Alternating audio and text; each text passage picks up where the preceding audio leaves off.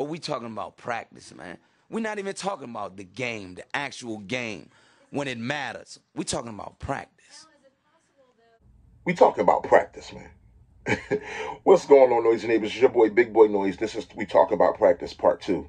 How important is practice Part 2? I want to tell you all this story. This is funny. This is a really funny story. You're going to be laughing about it. I was so embarrassed I had to laugh myself. The other day, Jelly Bean reminded me in front of a couple of my noisy neighbors. We was at the range. He told the story of my situation before with this raccoon. Now, mind you guys, this was over 10 years ago when I was never practicing, okay? I wasn't going to the range. I was a holding my, firearm, responsible firearm owner or whatever. And daggone it, I don't have a gun with me right now in my hand. But anyway, we were out fishing. Now it's late night, pitch black. We out in the middle of nowhere. This rabbit, this is the rabbit raccoons from Galaxy. What's those guys? The Guardians of the Galaxy. You know that raccoon that be shooting that crazy raccoon? Well, this raccoon is the raccoon off of Guardians of the Galaxy. This rabbit raccoon must have rabies. It just comes up, walking slow. Big as hell, slow, rabies looking. And he's walking all to where I had my fishing stuff. I like to go after carp, so I got my carp mat from where I've been catching fish that day, laid out, my backpack, all my things. He's just coming to where as though he made me move. We move. Me and Jelly Bean out there in the late night, middle of nowhere. We move all the way down about like 20 yards. 15 yards away. He's still coming. I'm throwing rocks. He won't stop coming. And now he's closing in all the way on my stuff. He's sniffing my stuff. And I'm like, he's about to go in my bags and take something, eat food, my food, all type of stuff going on. But mind you, he's doing that. But then he's looking up. Now he looks away from that. And he looks up at us. And he's like, coming. Some more. He's like that scary raccoon on Guardian of the Galaxy. So now I pull out. I had this Springfield XD on me, short barrel. And mind you, this was before I was doing any target practice. And, I just knew it was good enough since you're in the middle of nowhere. Have a firearm with you. I pull out the Springfield XD. I'm like, all right, I warned you. You know what I'm saying? And you would think this was made up. It's so weird. I told Jelly Bean, I had those little things that come in a pack. I had a couple of them in my pocket from the range. But it was preparing for a range trip. But like I said, I wasn't going a lot back then. I happened to have a couple of those on me. This story you would think is made up. Those little, the little teeny little styrofoams you put in your ear. I threw Jelly Bean in the pack. Said, put them in your ear, Jelly Bean. And I put mine in my ear. This was so crazy. You would think this was planned. But what it was, I was just coming from a place where I had picked them up. But I was not going to the range frequently at that time. And he's still coming. I put him on my ear. I'm like, yo, I'm going to have to really... he won't stop. I'm like, I'm going to have to shoot this raccoon. Now, he's not running full speed, but he's coming. I mean, he waited for this midnight, middle of the night at time to come. Like, this is my territory. I'm coming for y'all now. I'm about to show y'all something, basically. Big old claws. And I thought he had a firearm on him. Like the Guardian of the Galaxy raccoon. You know what I mean? No, but anyway, the way he was coming, man, I said, all right, you ain't going to listen. I pull out the 9...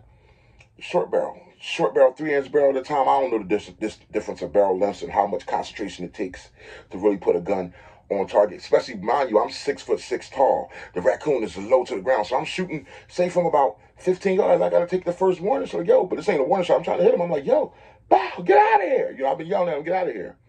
He hears the gunshot, still keep coming. I miss him. I ain't even hit nowhere near him. I'm like, damn. I'll take another shot. Bow. Now he's like at 10 yards, he's getting closer and closer. Then I'm realizing, I'm like, yo, why is this thing not on target? I didn't realize with me being tall and you shooting down from 10 yards at a low target, that's not easy to do. From 15 yards at a low target, that's down at like ankle height, but you're shooting from 15 yards away. So what I did was I squatted down. Then I squatted down for that third shot. I squatted down low with him. Then I aimed. Pow! And the bullet just hit like right before him on the concrete. Like right before, like a skip. It must have skipped past. He felt it and heard the bullet. It didn't hit him, but he heard the bullet. He stopped finally. Then he ran off to the side and jumped in the river or climbed down the riverbank or whatever. That third shot was enough to make him move. The gunshots didn't mean nothing to him. All the yelling, throwing bricks didn't mean nothing. He was coming. He wanted some blood that night. And more than likely, they call it a rabid raccoon because he probably had rabies. That's when when animals act all the way out. They get vicious and just act crazy. And he was huge, about as big as a dog. But that third shot, when I squatted low, and that day, I never forget. Now, Jelly Bean was laughing, just telling me. I was embarrassed. I was laughing, though. But I was like, look, this was before I was going to the range or doing any practice. Remember, we talking about practice. That he was like, you missing, Mark, missing the shots. You know, it was just funny hearing him tell the story. It reminded me of how important practice was and how much my shot has changed since then. That was over 10 years ago. But the importance of practice is important because from that moment on, I'm like, look, I need to be able to put this bullet on something. You know what I mean? Because sometimes it might not be a human. What if it's a charging animal? So from that moment on, I really got serious about accuracy. You know what I mean? Going to the range and putting shots on place. Like I said, this raccoon was from Guardians of the Galaxy, and it's a funny story. Very embarrassing, but funny. You know, I get a kick out of all that crazy stuff, man. Jelly Bean is crazy to tell that story, though. So when he told the story, I'm like, wow, they looking like, what? But I said, oh, mind you, this is before I was Big Boy Noise. This is before I got into, like, really, really shooting. You know what I mean? I had to get him the timeline. Like, this was over 10 years ago. Jelly Bean tells the story like it's yesterday. I don't know if that's an old man thing or what, but he tells the story like it's yesterday. But anyway, your boy, Big Boy Noise. But anyway, guys, how important is practice? For me, practice is important for situations like that. I never forget how serious I got about shooting after that. You know what I mean? What if somebody's, you know, shooting at you from a prone position, and you need to be able to shoot and take them out? Who knows? You know what I mean? We make up all kind of scenarios, you know what I mean? But anyway, at the end of the day, you do want to be able to put shots where they belong. I'm not trying to say you got to practice all the time, but practice is important. I would say that practice is important, but I want to know what you guys say in the comment box. Is hitting the gun range once every 2 months, is that enough practice? Let me know. We talking about practice. I don't want to pop the pistol. We both grown. We can talk out issues. But just in case you got too much bass, I'ma bring 2 sticks like a popsicle. The mag is big, but the Glock little. The bag is big, but the block little. You niggas be rushing to die. I'm taking my time. I'ma outlive you. You niggas be blowing the whistle off. Know everything like you see through a crystal ball. Know what they did and you know what they did to y'all. You know about every bitch in the city, dog. Groupie ass niggas, I gotta get rid of y'all. Play from a distance, won't be in the midst of y'all. Get to acting like bop if you piss me off. Acting like bop if you piss me off. I'm about to wear out your whiskey off. When I grab you by the whiskers and rip them off. Welcome to Big Boys Noise.